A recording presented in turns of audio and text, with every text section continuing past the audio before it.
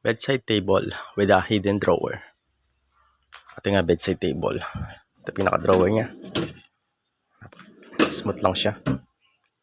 Bali dalawang drawer. Then sa pinaka-ilalim niya meron tayong hidden drawer. Yan ating hidden drawer. Yan.